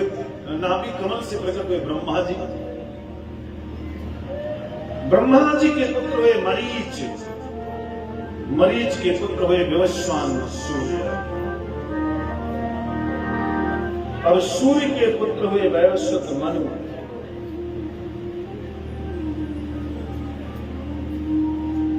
इस वंश में राजा सुजम्य हुए, राजा शरियाती हुए। इस वंश में आगे चल के राजा नभग हुए, नभग के नाभाग हुए, नाभाग के यहां भगवान के परम भक्त परम लाडले राजा अम्बरीश का जन्म हुआ। अब मैं थोड़ा सा स्क्रीन पे चलूंगा क्योंकि हमने टाइम पे पहुंचना भी है, तो थोड़ा सा फास्ट फॉरवर्ड चलूंगा। अम्बरीश भगवान के परम भक्त हैं, अपना सर्वस्व, ये अयोध्या के राजा हैं, लेकिन उन्होंने अपने राज्य की परवाह किए बिना भगवान की भक्ति में अपने आप को न्यौछावर कर दिया है। राज्य की चिंता नहीं इनको, तो भगवान ने देखा कि अम्बरीश को तो कोई चिंता ही नहीं है, इनके राज्य की व्यवस्था कैसे कोई शत्रु आक्रमण न कर दे, इसलिए इनके राज्य की सुरक्षा के लिए भगवान ने अपने सुदर्शन चक्र की नियुक्ति कर दी। और कहा, जब भी कोई संकट आए अम्बरीश के ऊपर तो अम्बरीश की रक्षा कम करना। एक दिन एकादशी का व्रत रखा, हमारे और आपकी तरह नहीं, निराहार व्रत रखते हैं राजा अम्बरीश जी ने एकादशी का व्रत रखा। द्वादशी के दिन दूसरे दिन पारणा करना था। जैसे ही पारणा करने वाले थे, हाथ में भगवान के चरणामृत को लिया, चरणामृत लिया, और जैसे ही चरणामृत लेकर के ग्रहण करने वाले थे, इतने में सामने से अपनी शिष्य मंडली के साथ महर्षि दुर्वासा वहां पे आ गए। सामने महर्षि दुर्वासा को देखा, अतिथि को आया देखा, प्रणाम किया, यथा योगी अभिवादन किया और कहा कि आप बहुत उचित समय पे आए, आप हमारे आतिथ्य को स्वीकार करें, पहले आप भोजन ग्रहण करें, प्रसाद ग्रहण करें, उसके बाद मैं प्रसाद ग्रहण करूंगा। महर्षि दुर्वासा ने कहा, देखो अभी हम लोगों ने स्नान नहीं किया, इसलिए हम स्नान करने के लिए जा रहे हैं, हम जा रहे हैं सरयू स्नान करने के लिए, हमारी प्रतीक्षा करना, जब हम स्नान करके आएंगे तब प्रसाद ग्रहण करेंगे। महर्षि दुर्वासा चले गए स्नान करने के लिए। स्नान करने गए तो लौटकर जल्दी वापस में बहुत देर कर दी। और एकादशी के व्रत का ये नियम है कि एकादशी का जब व्रत करो तो द्वादशी में पारणा करना हो। व्रत जो खोलते हो द्वादशी तिथि में खोलते हैं। दूसरे दिन द्वादशी तिथि बहुत कम समय के लिए थी, द्वादशी का मुहूर्त, द्वादशी का समय निकलता जा रहा है, चिंता हो रही है। दुर्वासा जी आए नहीं। अगर उनको भोजन कराए बिना पहले भोजन कर लेता हूं तो आतिथ्यवत होता है, पाप लगता है। और अगर उनकी प्रतीक्षा करता हूं तो व्रत खंडित हो जाता है, क्योंकि द्वादशी निकल रही है, मैं क्या करूंगा। ब्राह्मणों ने कहा, एक काम करो, आपने कौन सा भोजन करना है अभी, क्योंकि आप तो निराहार व्रत रखते हो, आप भगवान का चरणामृत ले लो, उस चरणामृत से व्रत खोल लो, आपका व्रत भी खुल जाएगा और आप अन्न भी ग्रहण नहीं करोगे। जैसे ही उस चरणामृत को लेकर के ग्रहण करना चाहा, सामने से देखा महर्षि दुर्वासा चले आ रहे। दुर्वासा जी को क्रोध आ गया और उन्होंने कहा, दुष्ट पापी, तुमने मुझे अपना आतिथ्य का निमंत्रण देने के बाद मुझे भोजन कराए बिना स्वयं पहले भोजन करने का प्रयास किया। क्रोध में आ गए और तुरंत ही अपने जटा से एक जटा निकाल के जमीन पर पटक उससे कृत्या नाम की राक्षसी उत्पन्न हुई और कहा, इसने संत का अपमान किया है, इसको नष्ट कर दो। जैसे कृत्या नाम की राक्षसी ने राजा अम्बरीश को जलाकर नष्ट करना चाहा, तुरंत सुदर्शन चक्र ने कृत्या को नष्ट कर दिया, जला रहा। कृत्या को मारने के बाद सुदर्शन चक्र पीछे पड़ गया महर्षि दुर्वासा।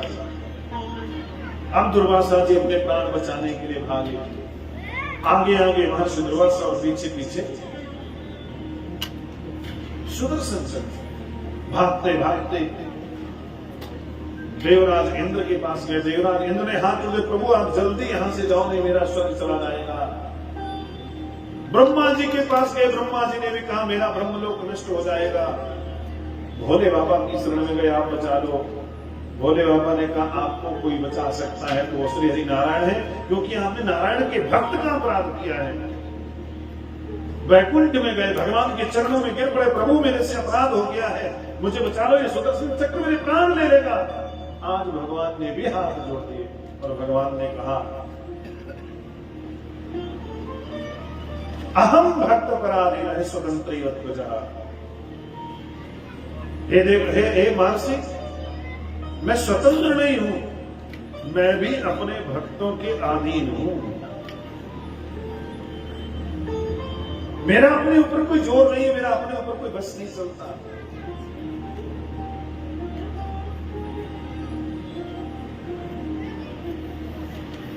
अगर आपको इस समय कोई बचा सकता है तो सिर्फ और सिर्फ महाराज अम्बरीश बचा सकते हैं। आपको उनकी शरण में जाना चाहिए।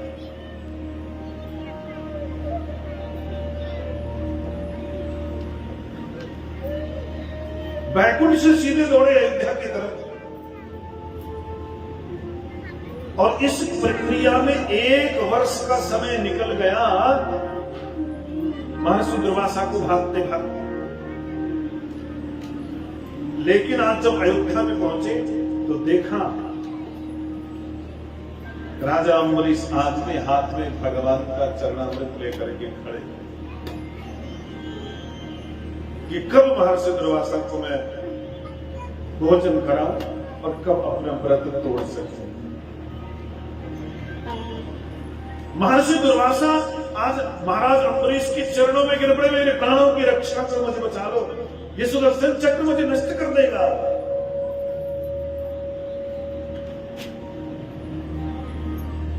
महाराज अम्बरीश ने आज सुदर्शन चक्र से प्रार्थना की,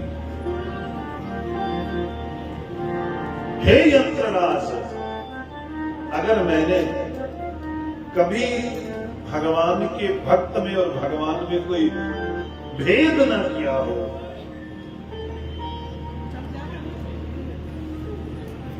तो आप महर्षि दुर्वासा के प्राणों को छोड़ दो। आज सुदर्शन चक्र ने अम्बरीश जी की परिक्रमा की और महर्षि दुर्वासा को अभय दान दिया। यह है भक्ति की महिमा, यह है भक्ति का चमत्कार।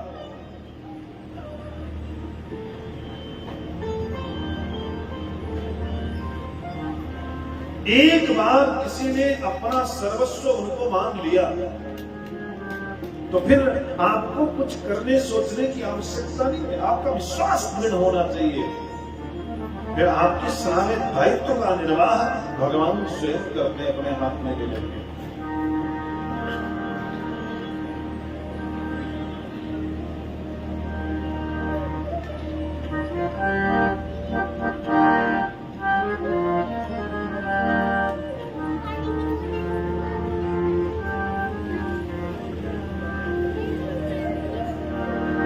ये चमक ये दमक फूल बन मामा, सब कुछ सरकार तुम्हीं से, सब कुछ सरकार तुम्हीं से।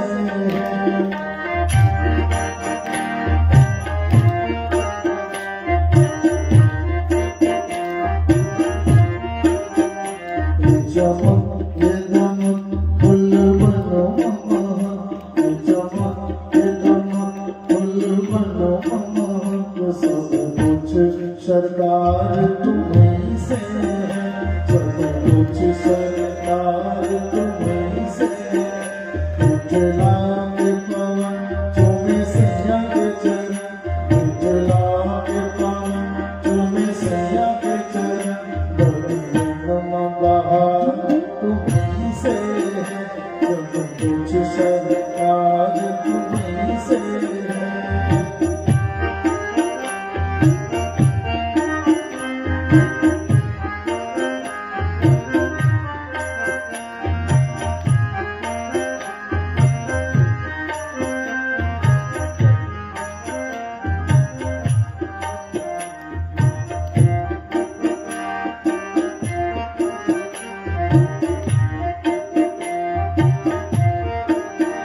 मेरे सुख दुख की रखते हो खबर, मेरे सर पे साया तुम्हारा है, मेरे सर पे साया तुम्हारा है। मेरे सुख दुख की रखते हो खबर, मेरे सर पे साया तुम्हारा है, मेरे सर पे साया तुम्हारा है। दुनिया के देवनहार तुम्हीं, दुनिया के देवनहार तुम्हीं, मेरा बेड़ा पार तुम्हीं से है, सब कुछ सरकार तुम्हीं से है।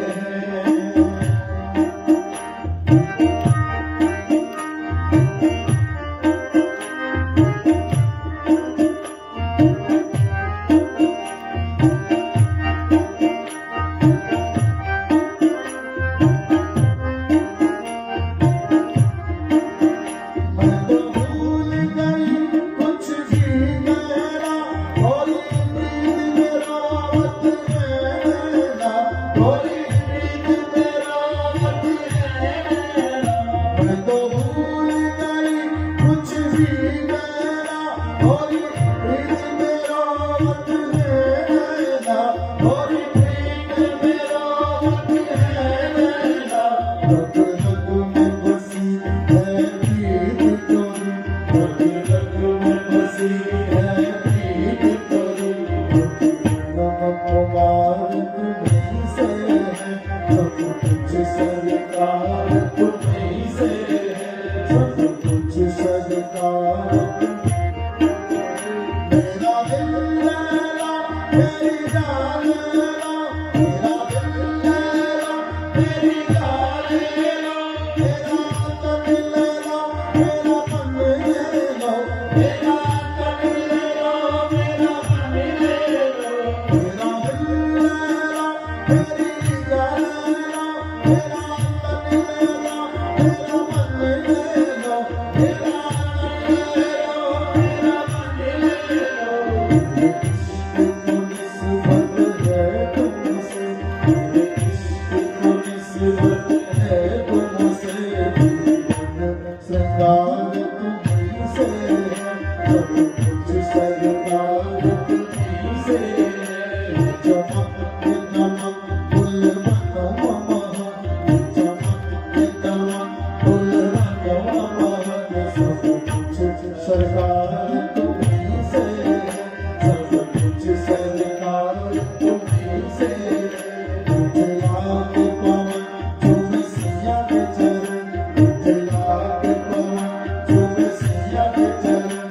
बदन बहार तुम्हीं से है, सब कुछ सरकार तुम्हीं से है, सब कुछ सरकार तुम्हीं से है, सब कुछ सरकार तुम्हीं से है, सब कुछ सरकार तुम्हीं से है।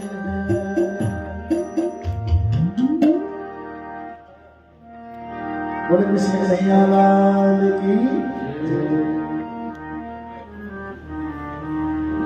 इसी वंश में राजा यमराज हुए। यमराज के पुत्र मानधाता हुए। मानधाता के हम मुचकुंद का जन्म हुआ, जिनकी कथा हम कृष्णावतार में आगे सुनाएंगे। इस वंश में राजा त्रिशंकु हुए। त्रिशंकु के यहाँ हरिश्चंद्र का जन्म हुआ। कौन नहीं जानता राजा हरिश्चंद्र के बारे में? आज भी जब सच बोलो तो लोग कहते हैं क्यों तुम हरिश्चंद्र के अवतार हो क्या? जिन्होंने सत्य की रक्षा के लिए अपने आप को, अपने संतान को, अपनी पत्नी को, सबको बेच डाला, लेकिन झूठ नहीं बोलता। इसी वंश में राजा सगर हुए। सगर के यहाँ असमंजस हुए। असमंजस के पुत्र हुए अंशुमान। अंशुमान के पुत्र हुए दिलीप। दिलीप के पुत्र हुए भगीरथ, जो अपने पितरों के उद्धार के लिए स्वर्ग से मां गंगा को इस पृथ्वी पर लेकर के आए। बोले गंगे मैया। इसी वंश में राजा खटवान हुए। खटवान के पुत्र हुए दीर्घबाहु। दीर्घबाहु के पुत्र हुए रघु। जहां से रघुवंश चला, और रघु के पुत्र हुए अज, और अज के पुत्र का नाम है महाराज दशरथ। महाराज दशरथ के 3 पटरानियां हैं।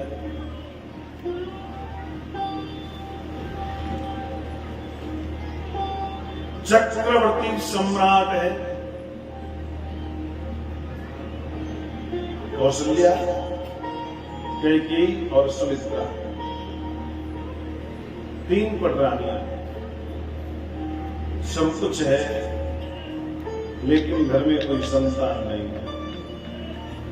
वृद्धावस्था को प्राप्त होने वाले, मन में चिंता है, क्या करें, कैसे करें।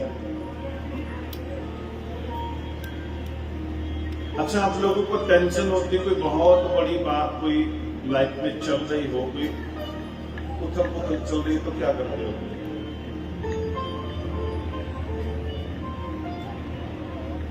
कोई टेंशन ना आ जाए लाइफ में बहुत बड़ी, तो क्या करेगा?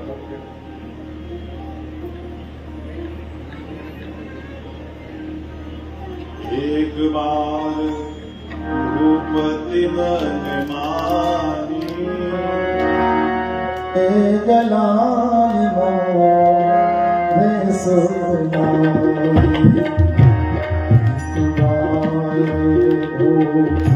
भूपति मन मानी, जलाल मोह सुनाई। एक बार भूपति मन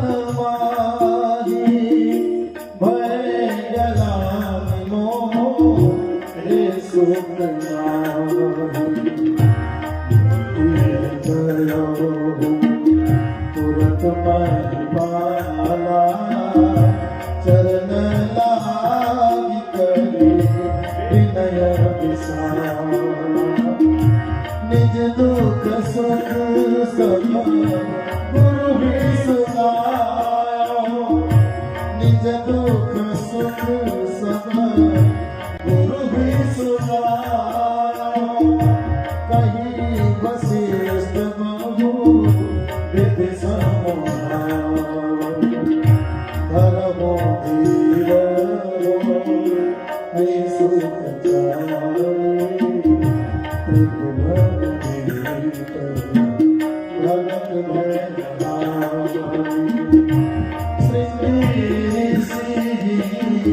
वशिष्ठ बोला,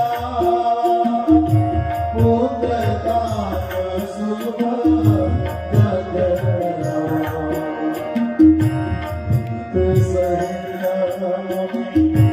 आओ प्रगटे चलो जय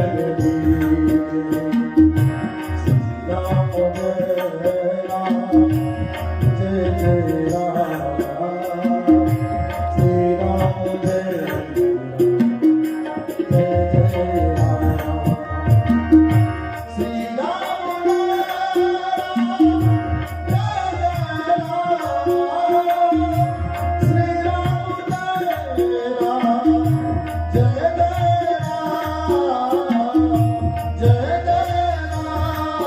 राम।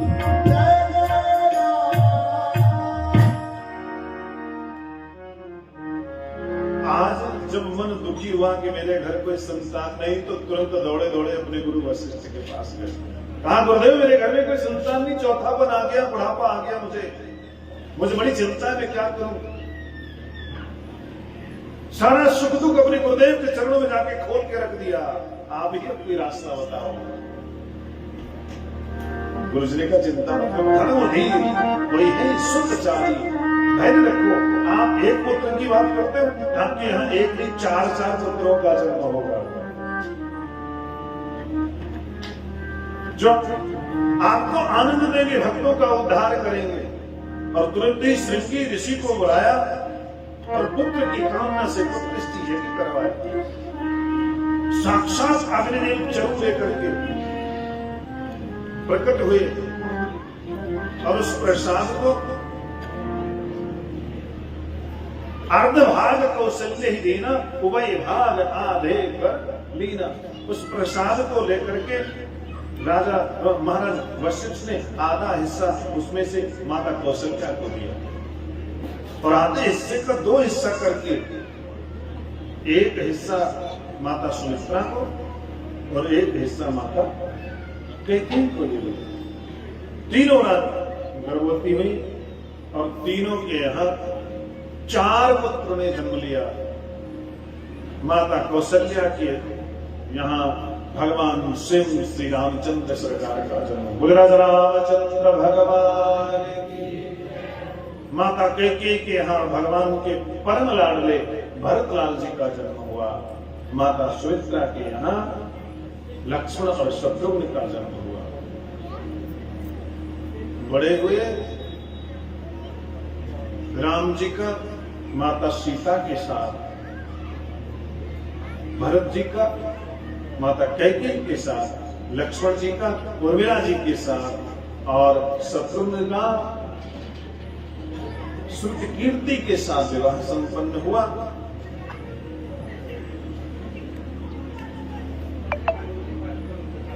भगवान को वनवास हुआ और श्रीलंका पे आक्रमण करके भगवान ने रावण का वध किया और वध करके वापस आके 13,000 वर्षों तक भगवान श्री राम ने अयोध्या पर राज्य किया। और उसके बाद अपने भक्तों के समेत भगवान श्री राघवेंद्र सरकार साकेत धाम को पधारे। अब देखो भागवत की कथा कितने दिन की है? कितने दिन की? 7 दिन की। और राम जी की कथा कितने दिन की है? नहीं पता। अब 9 दिन की कथा आप लोग सोचो 9 मिनट में सुना दी जाए तो कैसे ऐसे सुनाई जाए?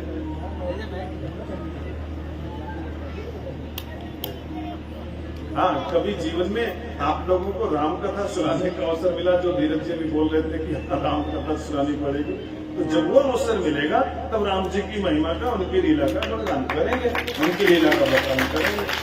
अभी तो बस एक भजन के माध्यम से हम राम जी का संपूर्ण चरित्र एक भजन के माध्यम से सुन के और फिर हम अयोध्या से सीधे वापस आने आएंगे। सीधे चलेंगे मथुरा की तरफ और कृष्ण कन्हैया का दर्शन करेंगे, वहीं पे नंदोत्सव मनाएंगे। गुरुराज रामचंद्र भगवान की, अयोध्या धाम की, हनुमान जी महाराज की, सरयू मैया की जय जय। श्री सीता कहत सुनत आवे, कहत सुनत आवे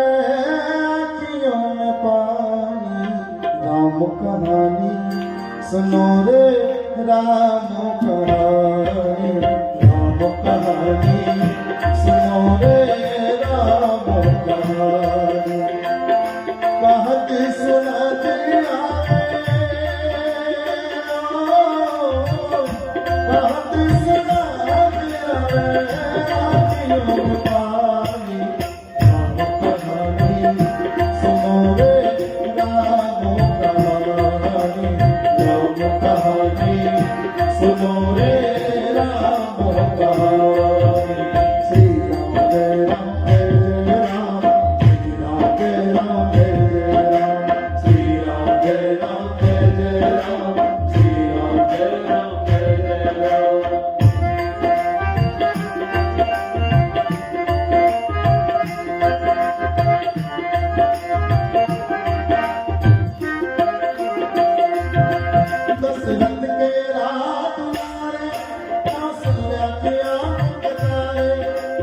दशरथ के राम लाए, कौशल्या की आंख के तारे।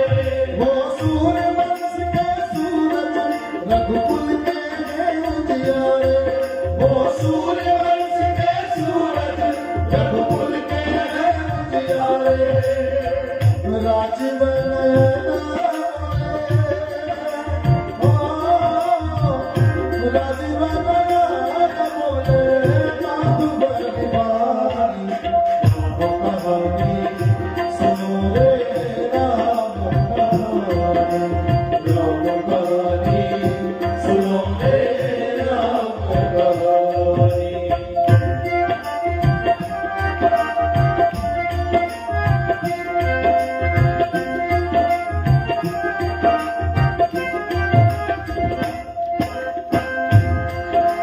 धनुष भंग प्रभु करके ले आए सीता करके।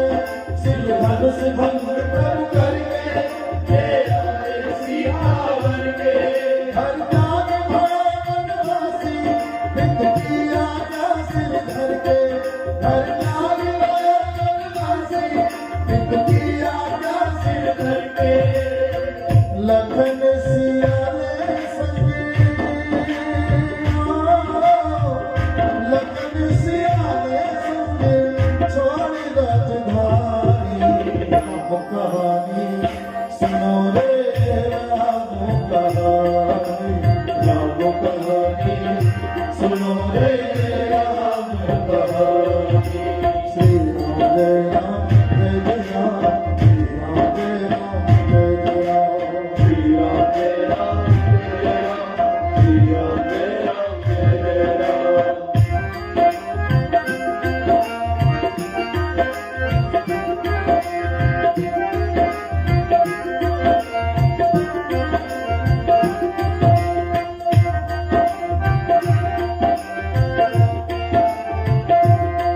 कल भेष भिक्षुका भर के, भिक्षा का आग्रह करके। कल भेष भिक्षुका भर के, भिक्षा का आग्रह करके। उस जगत सुखा सीता को ले गया वो छल बल के। उस जगत सुखा सीता को छल बल से ले गया हर के। बड़ा दुख पाया राजा, बड़ा दुख पाया राजा राम जी के लागी। राम कहानी सुनो रे राम कहानी। राम कहानी सुनो रे राम कहानी।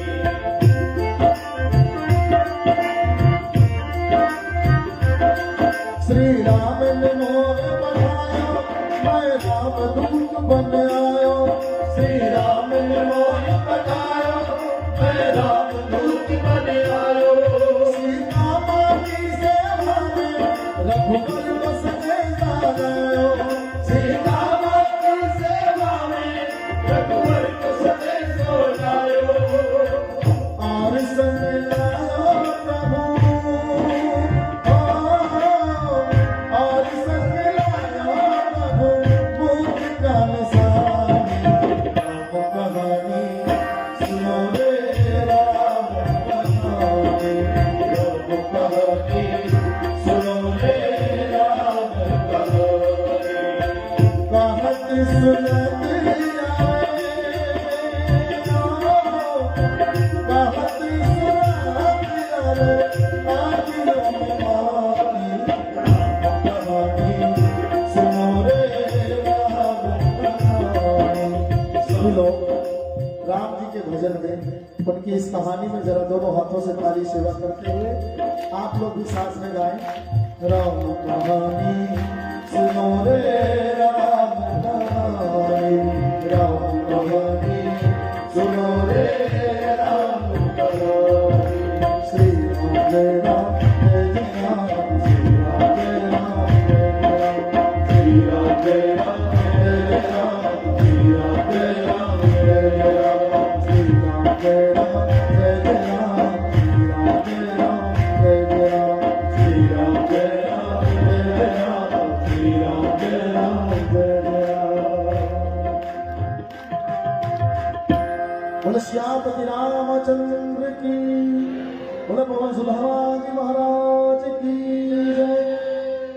और एक छोटी सी मैं सूचना दे दूं, वैसे तो कथा में मना किया जाता है कि मोबाइल मत चलाइए, लेकिन कभी कभी कहा जाता है कि मोबाइल निकालिए और अपना अपना YouTube खोलिए, तो हम बताएं आपको चैनल महाराज जी की कथाएं।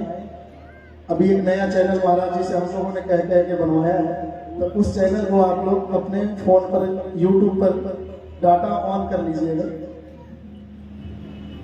और मैं चैनल का नाम बताता हूँ।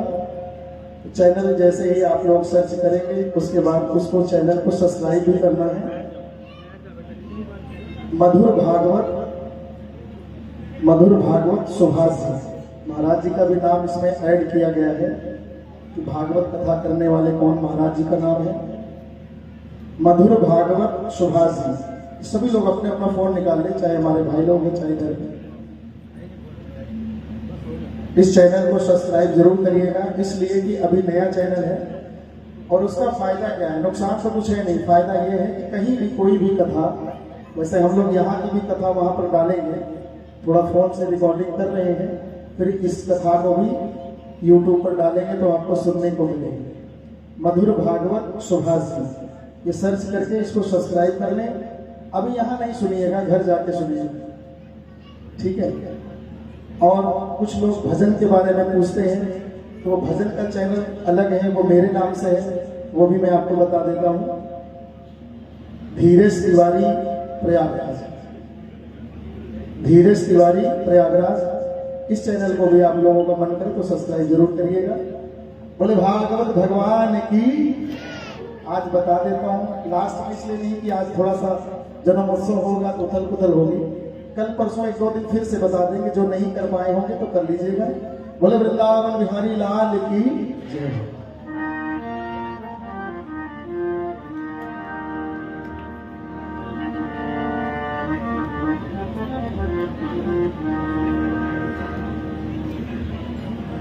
आज सुखदेव जी ने कहा, जब ये तो हुई कथा सूर्यवंश की।